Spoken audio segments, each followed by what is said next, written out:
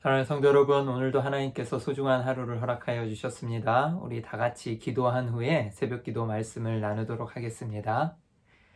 하나님 아버지 감사합니다. 우리 사랑하는 성도님들과 함께 이 새벽에 또한 말씀을 나누며 또한 하나님의 뜻에 순종하기 위하여 하나님 함께 기도하며 나아갑니다. 오늘 말씀으로 우리에게 명령하여 주시고 또한 주님의 말씀 따라 순종할 수 있는 하루 되게 하여 주시옵소서.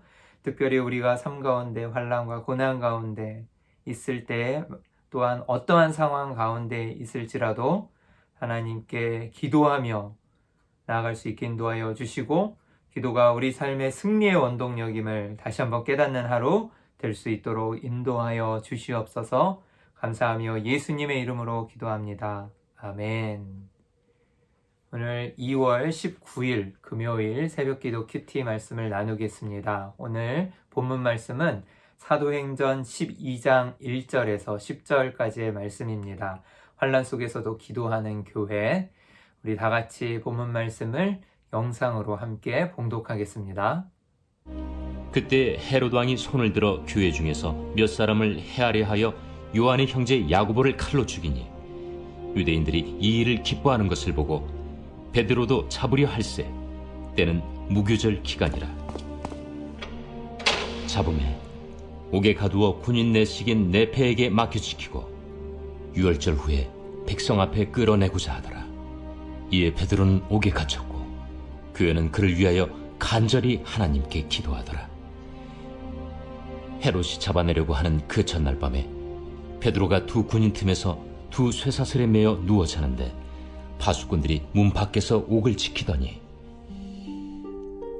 호련히 주의 사자가 나타나며 옥중에 광채가 빛나며 또 베드로의 옆구리를 쳐 깨워 이르되 급히 일어나라.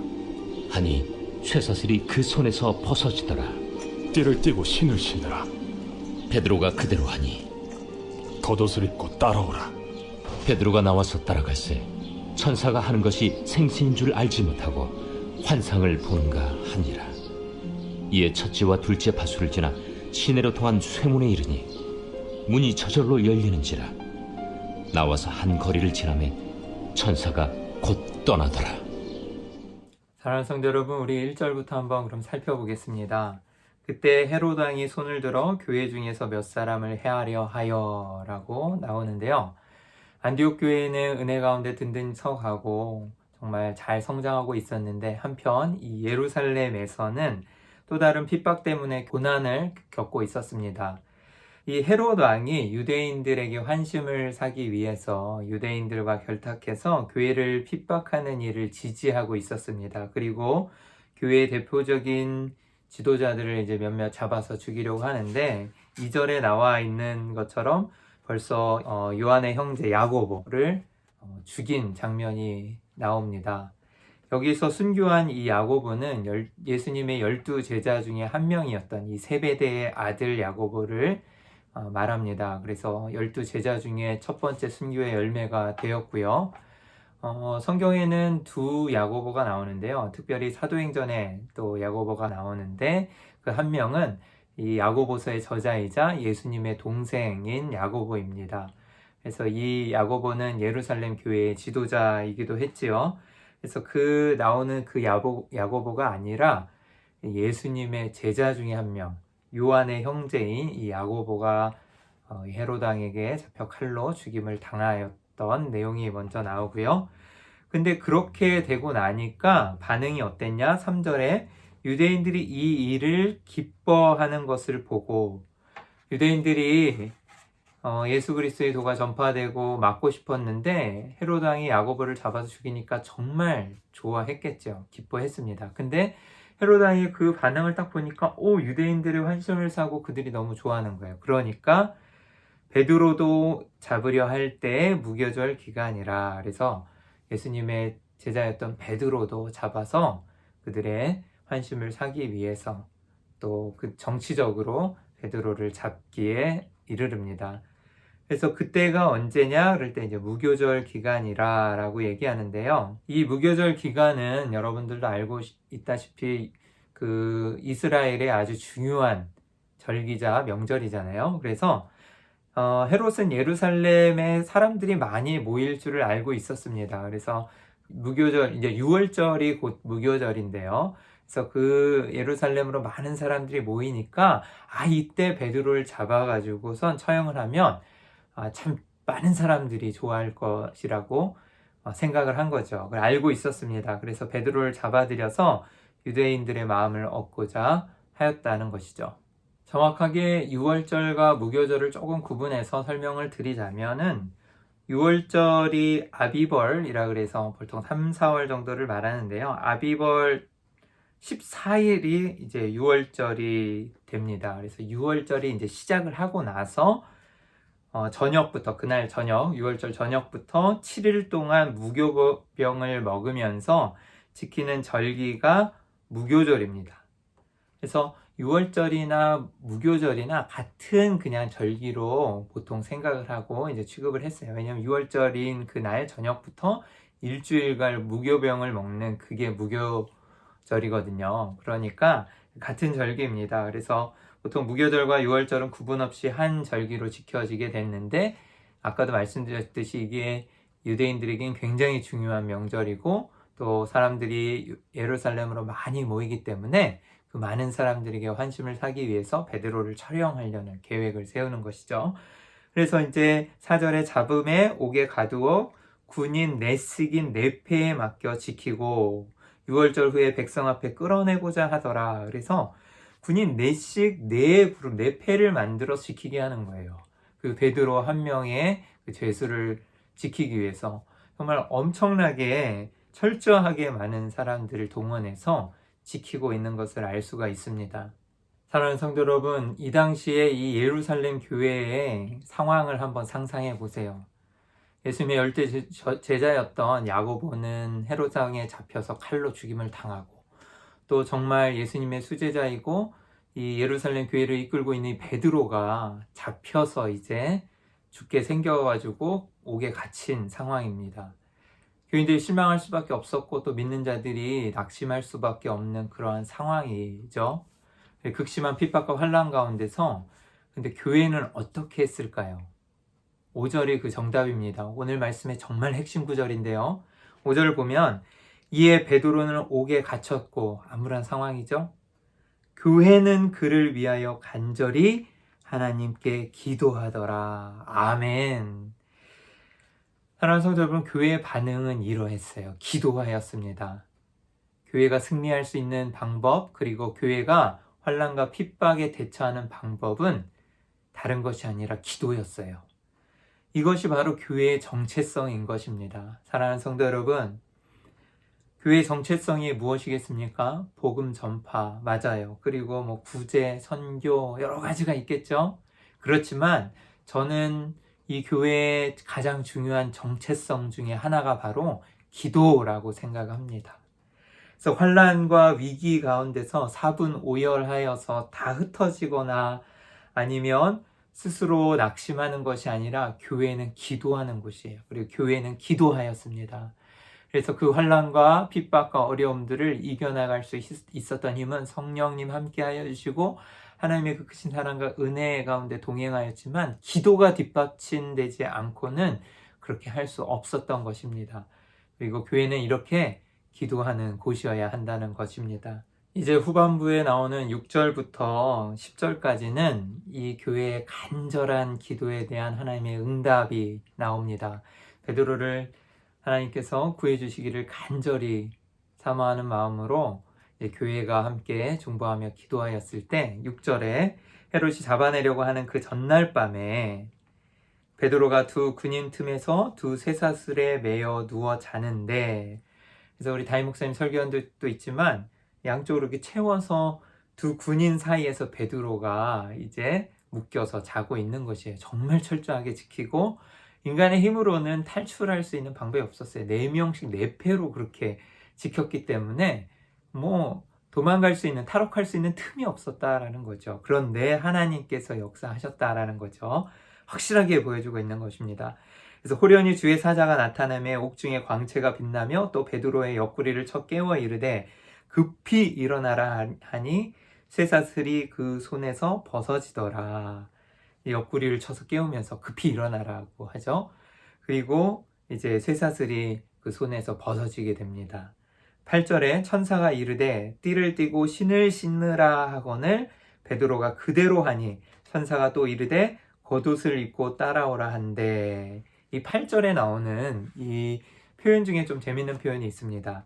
띠를 띠고 신을 신으라 하거늘. 물론 나갈 준비와 채비를 하라는 말로 이해할 수 있겠지만 그거보다도 이 구절을 이야기할 때 떠오르는 장면이 있습니다. 이 지금 베드로가 gat혀있는 이 절기가 어떠한 절기죠?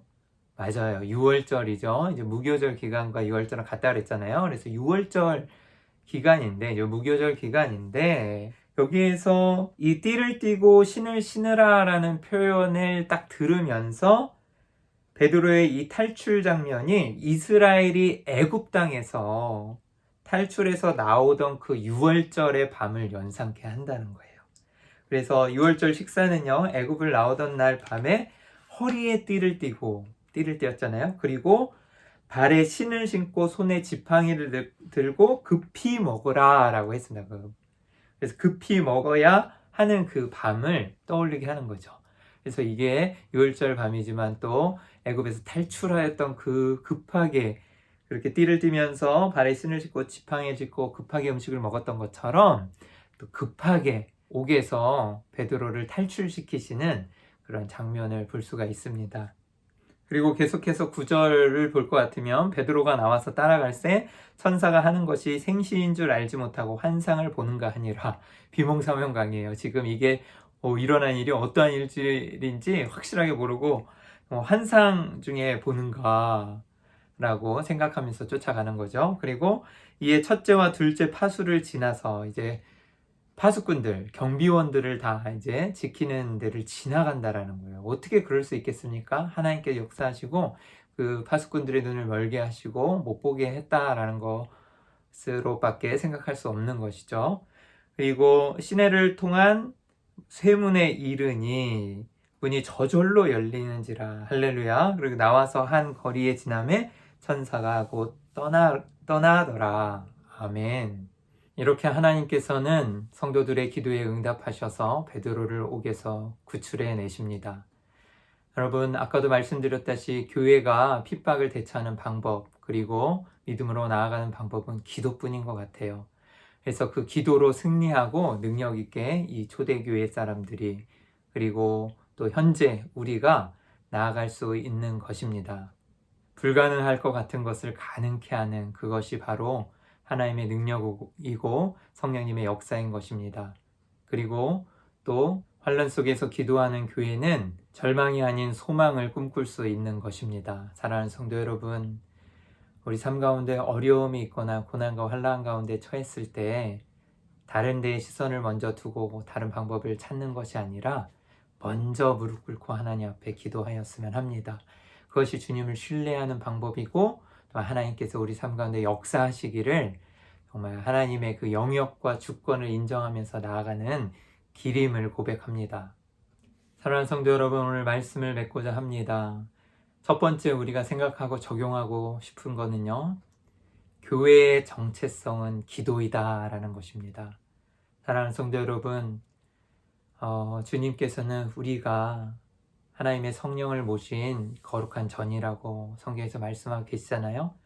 근데 예수 그리스도가 이제 예루살렘에 입성하셔서 제일 먼저 하셨던 것이 성전 청결 아니겠습니까? 만민이 기도하는 곳을 강도의 구렬로 만들었다라고 말씀하시는 것처럼 정말 하나님의 성전, 우리가 그리고 교회가 해야 할 일은 기도하는 것입니다. 그리고 우리가 간절히 하나님께 기도할 때 하나님께서는 고통받는 신자와 교회와 함께 하시면서 놀라운 능력과 예상치 못한 방법으로 구원의 은혜를 베풀어 주시고 또는 하나님의 역사를 이루어 가십니다.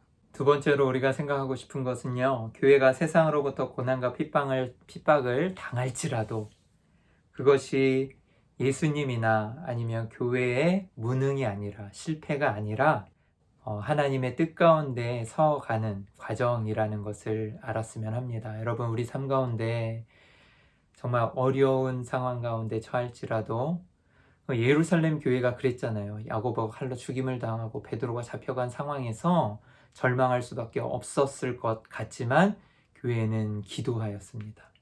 여러분, 고난 받는 동안 신자는 예수님이 안 계신다라고 생각을 하거나 아니면 절망 가운데 있을 수 있어요.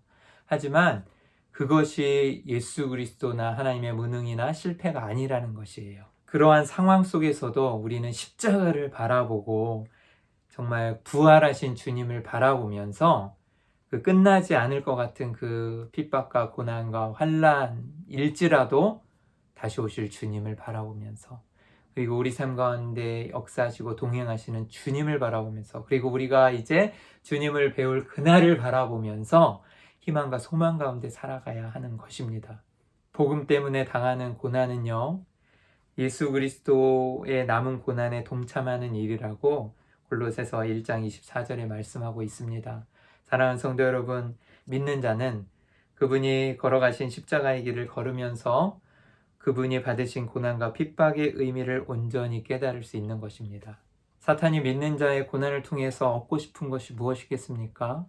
욥기에서도 우리가 잘 알 수 있다시피 시험을 통하여서 주님을 경외하는 믿음을 버리고 하나님에게서 돌아서는 것을 원하죠. 근데 우리는 그렇지 않습니다.